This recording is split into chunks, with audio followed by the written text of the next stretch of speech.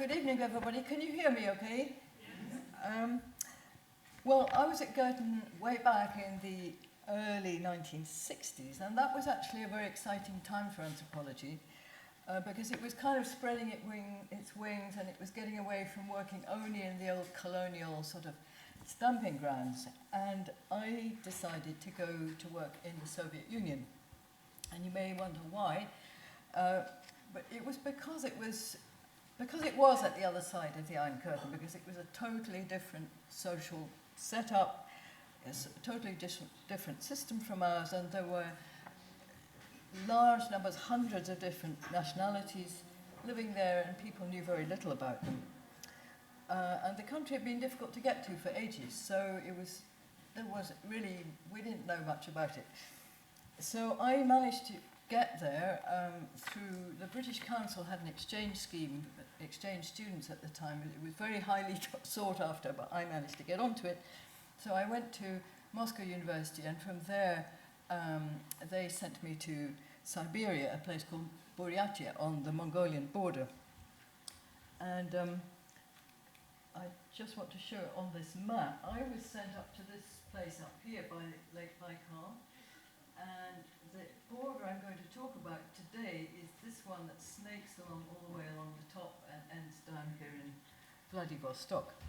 So that, being sent there, started my lifelong interest in this part of the world. And I've recently had quite a big research project studying this border with around 20 people who were dotted along it.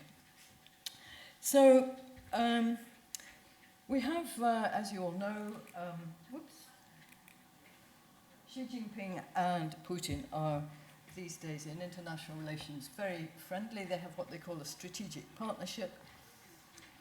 All these communiques about it. And basically this is an agreement to collaborate, I think, in the international order, particularly in the face of the American power. They back one another up on international forums, and if they observe a sort of nice silence if one or other of them offends the West.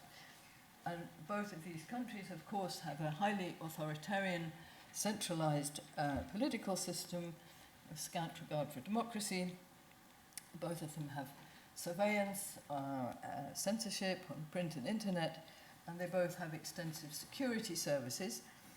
So you'd think they have a lot in common. But what do these borderlands tell us about the actual day-to-day relations between them? So most of the border consists of rivers. And this is one of them, the River Amur. Here's another picture. So you can see rivers here is not a simple thing. It's not just one sort of little channel. We have these snaking kind of flows and islands that shift shape, and that has meant that over the decades there have been a lot of disputes about where the line of the border actually is. And so today it's a sort of forbidden topic when Russia and China speak in public. The fact is that not long ago they had a war in the late 1960s over sovereignty of some of these islands. So Mao Zedong fell out with Khrushchev over Khrushchev's renunciation of Stalinism, and he used these islands really as an excuse for a war. And another feature of this was that Russia had taken over a very large chunk of Chinese territory in the 19th century, and also massacred thousands of Chinese citizens who happened to be in that bit of the area which Russia had taken. And so all of that is silenced. You never hear anything about it. But memories of that antagonism definitely simmer on under the surface. So, for example, if we go to today's border, in China, one of the border towns has a museum dedicated to the victims of that massacre. And each of these little things, are sort of bell-shaped things, represents one of the victims. And it's an interesting museum because it's open only to Chinese, and Russians are not allowed to go inside.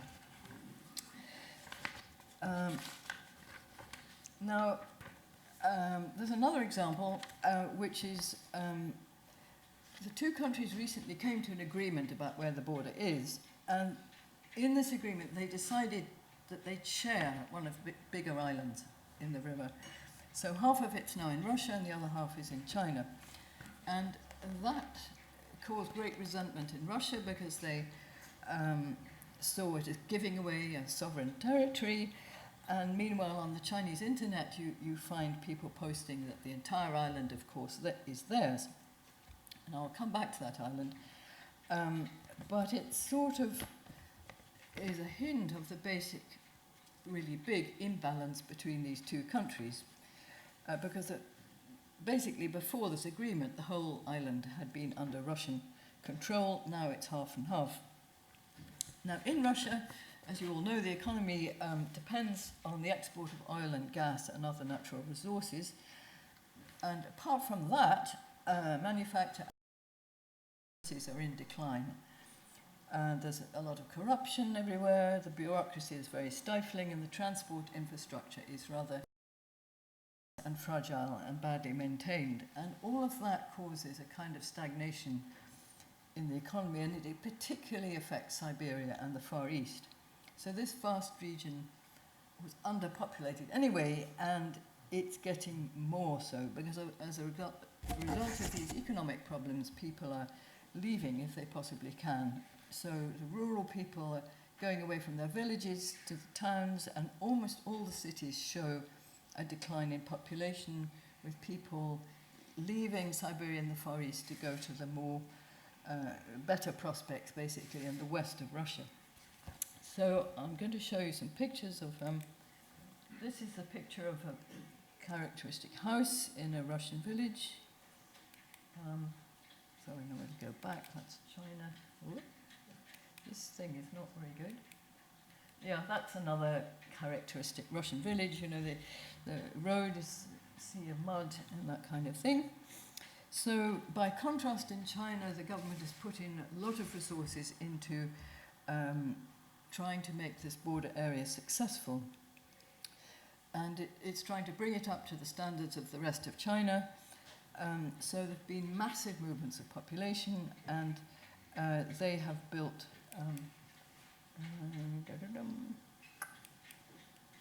they built new towns like this, and you can see from this next picture, this is I hope you can see it all right, this is a couple in not a particularly new village. It's the sort of place the Chinese government thinks these days we've got to improve all that. And they're standing there with their worldly goods, but you can see it's sort of, it's no picnic, but it's a kind of prosperous existence. And with this great pushing of population into this area, some densely packed new towns have appeared. And this is one which is from Google Earth, a view from on top. You can see the river coming down on the right, and the new town there in the left is a densely packed place. And these people have actually opened a provocatively named, this is an island here, you can barely see it, but there's an island in the middle. And the Chinese have opened a thing called dog meat restaurant in there, sort of facing the Russians when they know the Russians would never eat dog meat. So basically these are some of the reasons why, if you look at Google Earth, you will see a great difference on the two sides of the border. So this is the border again, the river snaking down the middle, Russia on your right, and China on your left.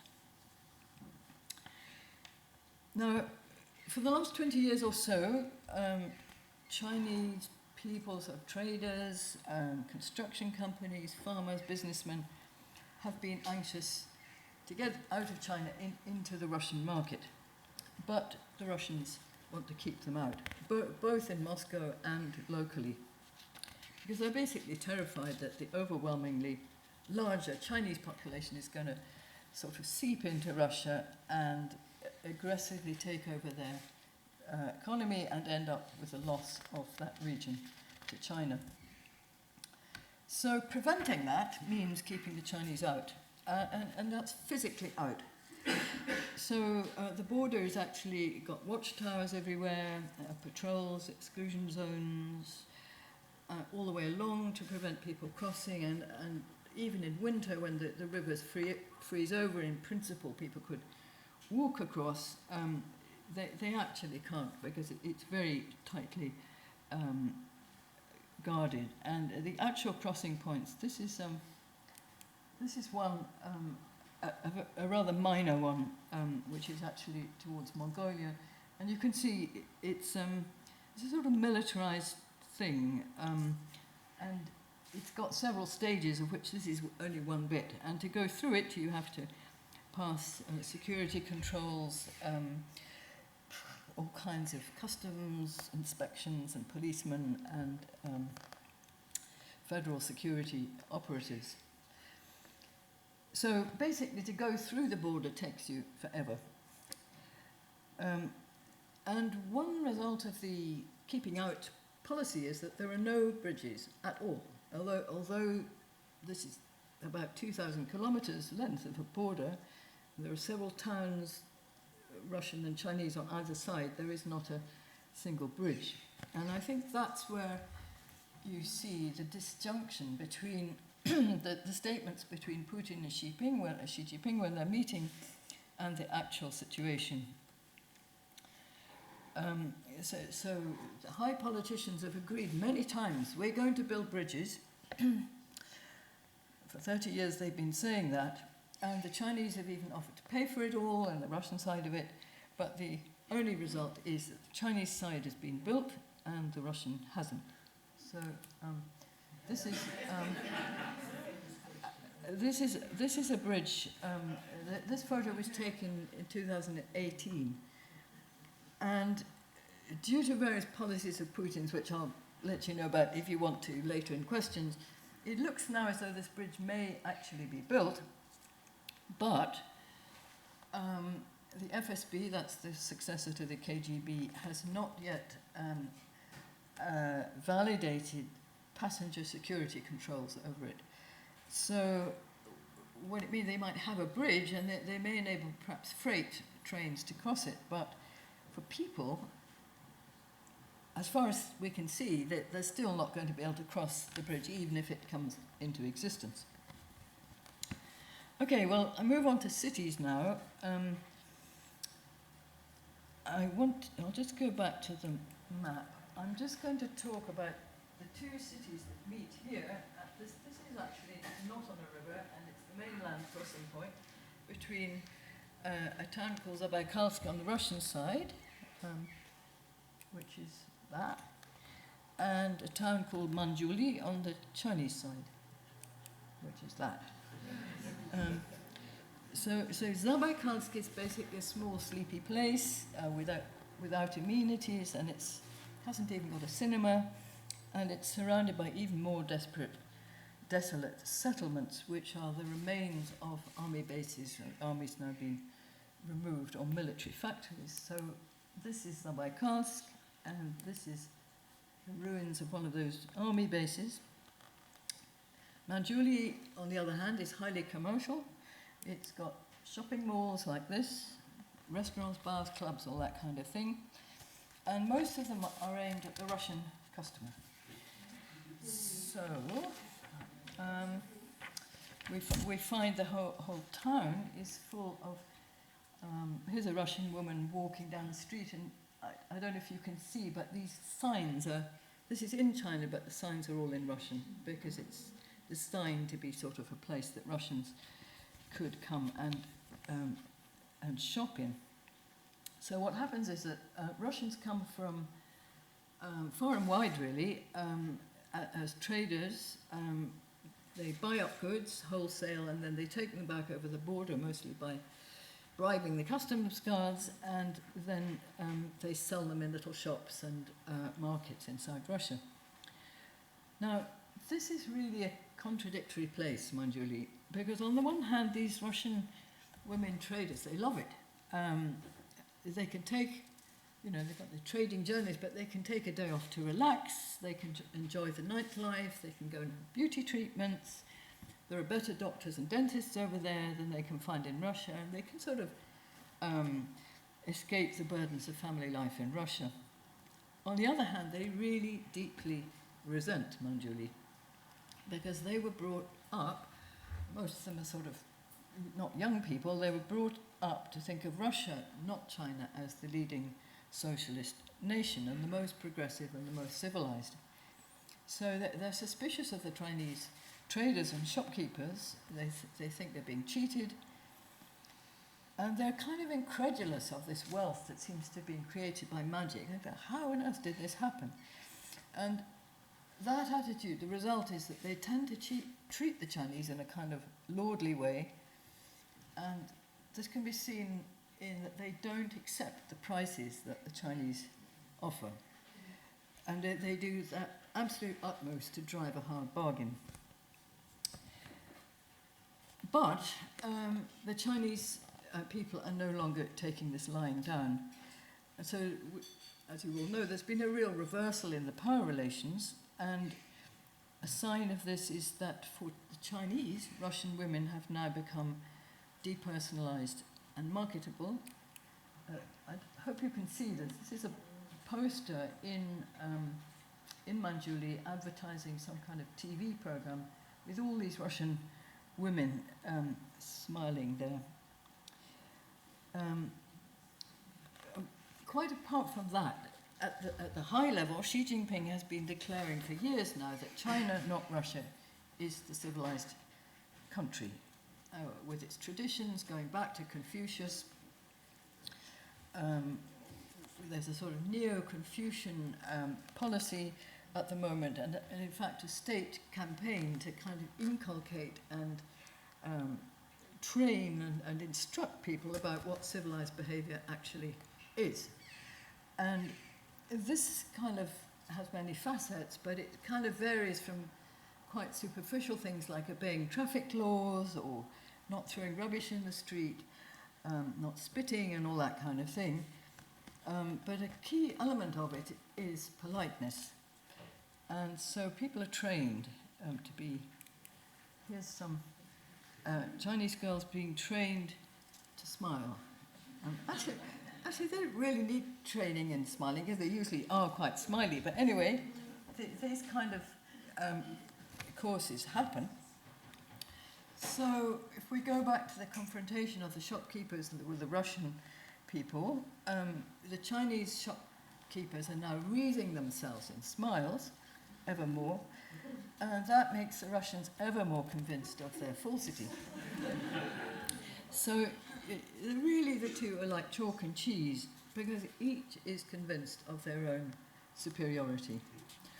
And that confrontation, at least as far as I can see, what I have seen with my own eyes, that comes to a head in the price bargaining.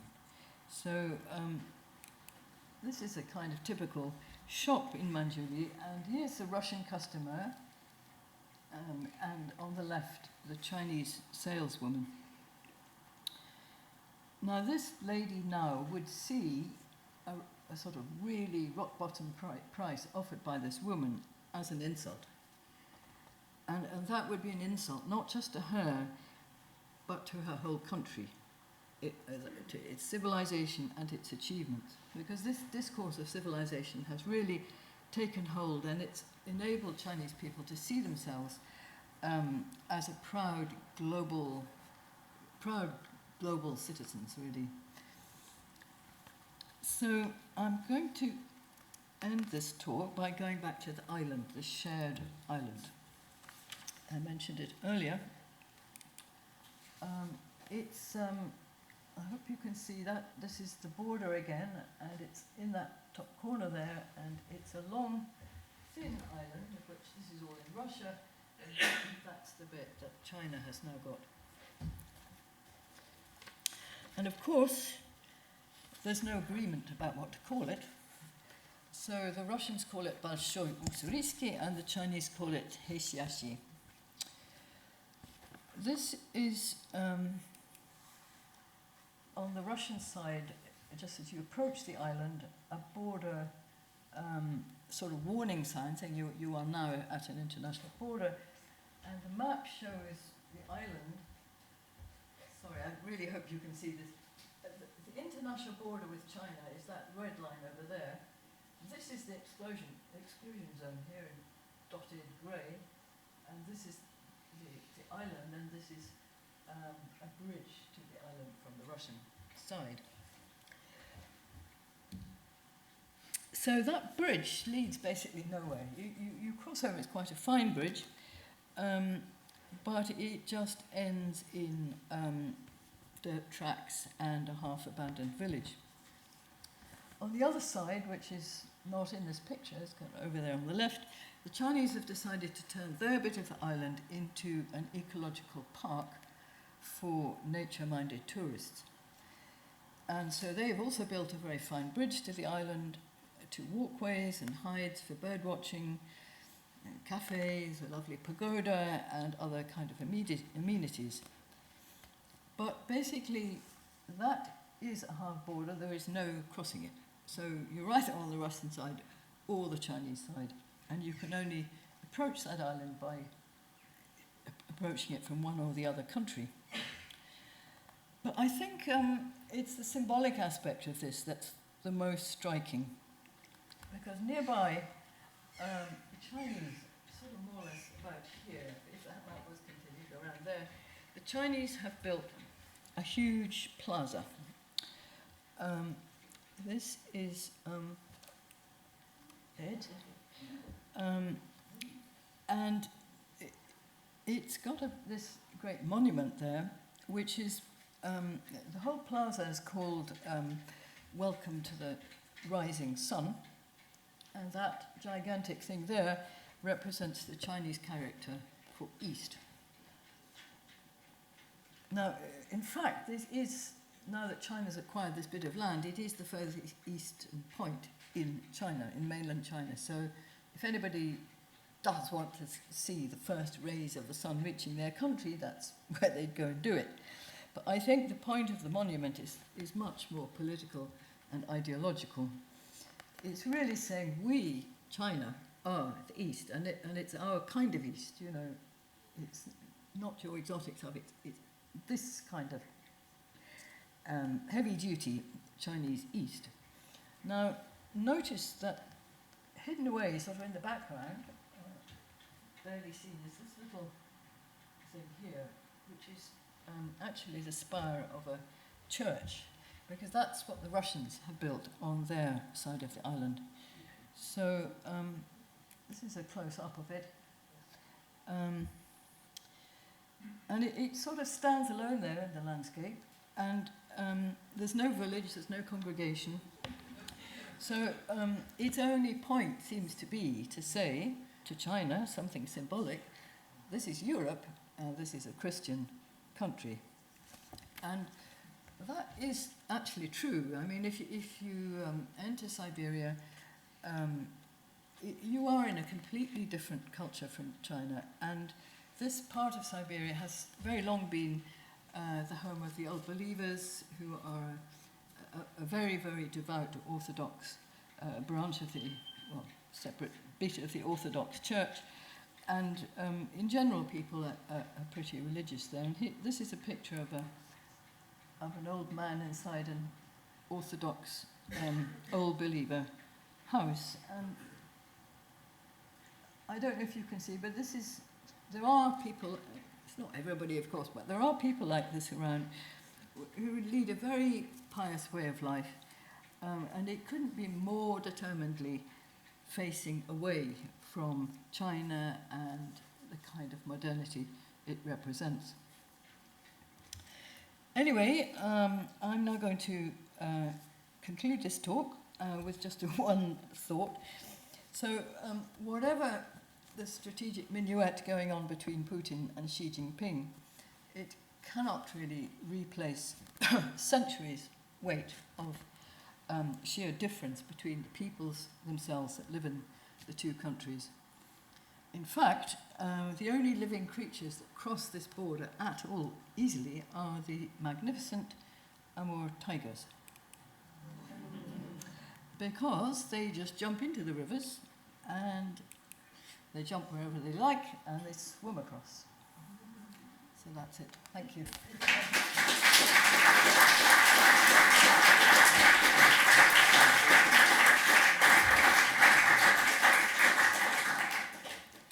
Thank you for a fascinating talk.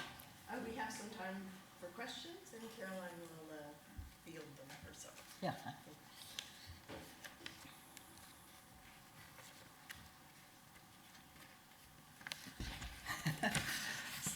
Please, yes.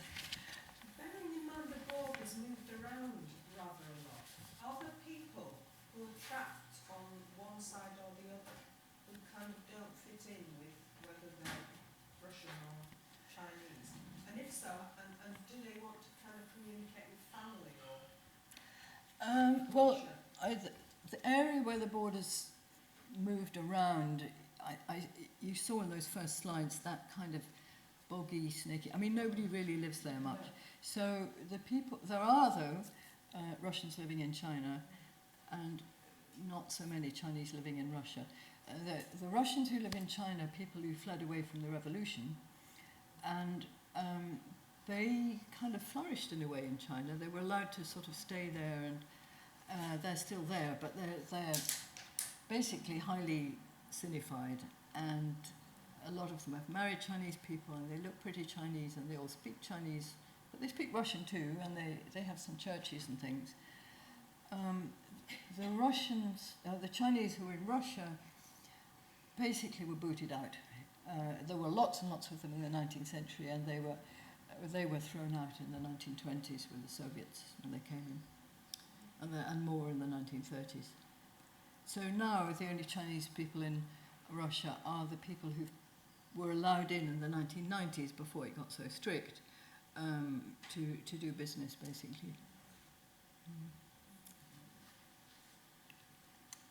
Yeah. I have two questions. One is whether the Chinese who live near the border receive incitements to go there, financial advantage, better housing, or whatever. And my other question, quite different, is whether you see any way that this situation might resolve in the future into a less tense situation. I'm very much reminded, seeing your pictures, of what it was like to go along the border between the former federal West Germany and East Germany. It was exactly the same, because the West Germany, they actually incentivised people to go and live along the border area. They got nice big houses, big gardens, they paid less tax, and you looked across and it all looked a bit sad across the other side. Yes. Well, I don't think they do now have incentives, but I think they did earlier, because that area was very, Manchuria was very empty, and of course the Japanese had conquered it in the 1930s.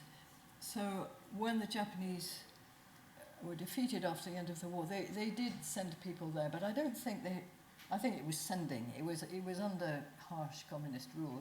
Just go there. I don't think they offered them anything very much. And now people go there because it's pretty prosperous, and as you see, I mean, and there are lots of poor people in China in different bits, so people are happy to go there. The people who do get incentives are on the Russian side, because Putin is desperately trying to prevent that outflow of people, and he's got this program called something like the Golden Hectare or something. But anyway, it's an offering of a free hectare of land to anybody who wants it. The only problem with it is, and it would be even to you or me, I mean, it doesn't even have to be a Russian citizen, because he wants people in that area. But you have to live there, and the bits of land they're offering, often there's no road, there's no electricity, there's no amenities of any kind, and so almost nobody's taken it up. Or one or two people have taken it up and tried to run some little business there, and then they fall foul of the rule that actually they don't live there. But you can't really live there. So it's just one of those things that doesn't really work in Russia. So what was the other question? Whether this, you think the situation might in the Oh, future yes. become less tense. It might, I suppose, in the long run. But it's a very long run thing because the languages are very different. I mean, it's a big investment for any Russian to learn Chinese and vice versa. And yeah, I think yeah, it's possible. It's possible. I mean, if there was really a new Cold War situation between China and America and Russia and America, and the Russians and Chinese go on being strategic partners, after some time the actual people may get to feel that this is really our quarrel, and yes, we are going to be more friendly. And it's not that there are no friendships, and there are even some intermarriages, but the general picture is, I think, what I've described. Hi. No, just to say something on that point. I mean, public opinion data in Russia now does show that attitudes towards the Chinese are changing. I don't know if it's different in the Russian Far East, but in general they seem to have somewhat more positive attitudes, and there is more intermarriage.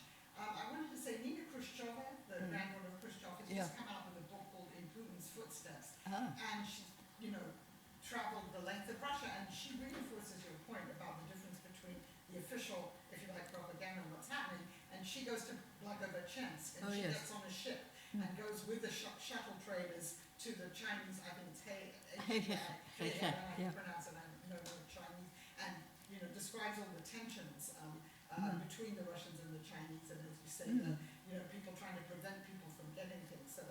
So you should look at that. I definitely must read that. Yes. Yes. But on the other hand, I mean, I've been at several Russian-Chinese conferences where at least on the official level, the Russians are complaining that the Chinese are not investing enough in the Russian Far East, that most of their investment is in the western part of Russia. So I want to know, is your project looking into why the Chinese aren't investing more, or into the sort of difference between popular attitudes and what the Russian government wants? Yes, you're quite right. The Chinese they are dragging their heels about investing as much as the Russians want. And I think there are several explanations. I mean, the most basic one, I guess, is that whatever you do in Russia, Putin has actually tried to encourage Chinese investment, and he's created these kind of zones which are called zones of overtaking kind of development, and they have a completely different legal basis from anywhere else in Russia, and a practical absence of taxes and that kind of thing. So that's designed to be attractive for investment, and particularly Chinese investment. But the problem is that even these accepted zones, they get tangled up in local politics. And so, and the Chinese know this very well. And so you get cases like one that I heard of recently. Chinese businessmen tried to, they call it résident, they take up a position in one of these places, and the local government said, oh yes, but we have to give you a license to own the land here. And this is a process of consultation, and this and that committee have to be involved, and then there are other interests, and then there was that farmer that used to be here, and that legal case has to be solved. In other words, it goes on for years and years, and they can't get access to the land. Things like that, which are sort of endemic in Russia, I think put the Chinese off. I think also it's not a huge priority for the Chinese to invest in Russia. There are people willing to do it, but their trade, they have far more trade with Japan and South Korea than they do with Siberia. So, yeah, I mean, there are all sorts of reasons why it doesn't happen. Can I ask you, what kind of reception you get when you go there? Are you welcome? Do they find your interest in them explicable? It depends, really, who you're talking to. Local people do. I mean, I find the shuttle traders and people very friendly. Officials sometimes not, though, because British relations with Russia are not good at all, and they only have to hear that I'm British and they get very frosty, you know. So, yeah. Yes? Yeah. More a comment than a question. You referred to the folk memory of the slaughter in the 19th century war and the museum that the Chinese had built that the Russians are not allowed to go into. Yes. It just struck me how ironic this resentment of the Russian slaughter was when you compare what the Chinese did in Tibet and the fact Yes. that they will not allow commemoration of that. No, you're quite absolutely right. It's extremely ironic. Yep. Yep. I mean, the Chinese sort of very heavy state propaganda and obliteration of all the things they don't want people to think about is, I think, far worse than in Russia, because at least in Russia there is a kind of, there's always been in Russia sort of groups of dissidents and intellectuals who come out with something some way or other, and the internet in Russia is a lot freer than it is in China, I think. So, yeah. Could you address the gender dimensions of the traders? That it was interesting that the Chinese shopkeeper was also a woman, and is it true that? Yes, I think that was a bit of an accident. I think most of the shuttle traders are women, and that's because the people who run the shuttle trading firms think that men are unreliable. That's what they tell me. And, you know, they run away with the goods, or they don't do things in time, or they get drunk, or, you know, whatever. So they're mostly women. And, no, the shopkeepers could be anything. I mean, actually, most of them are men, I think, yeah. Sorry, yes, over there, yeah. You mentioned the language barrier briefly. Yeah. I'm just wondering, I'm curious about the language situation in these towns on the border. How many Russians and Chinese can speak each other's language? How many speak a common language like English? So, for example, that photograph of the woman buying shoes, what language would they be speaking? How well would they be communicating? Yes, that's a very, very good question. They would be communicating in Russian, and the practice along this border for 100 years or so has been that the Chinese learn Russian, a sort of smattering of commercial Russian, and the Russians don't learn Chinese. And that was part of that sense of European superiority that I mentioned, and in the Soviet period it continued. And it's only now beginning to change. So now young people in places like Blagoveshchensk and Vladivostok and so on, there are courses at university and colleges where they go to learn Chinese, and some of them do, and some of them then go on and try and work in China. But it's not that easy for foreigners in China. I mean, I think any nationality, it's a bit... You can make a sort of basic living if you're prepared to sort of work in a cafe or, I don't know, some of them there are lots of people who have restaurants or sort of small business kind of things. But if you want to proceed in the Chinese system upwards, it's difficult, whatever country you come from, I think. Yeah. Well, thank you. Let's thank Humphrey for a fascinating talk, and we'll proceed to drinks from here. Great.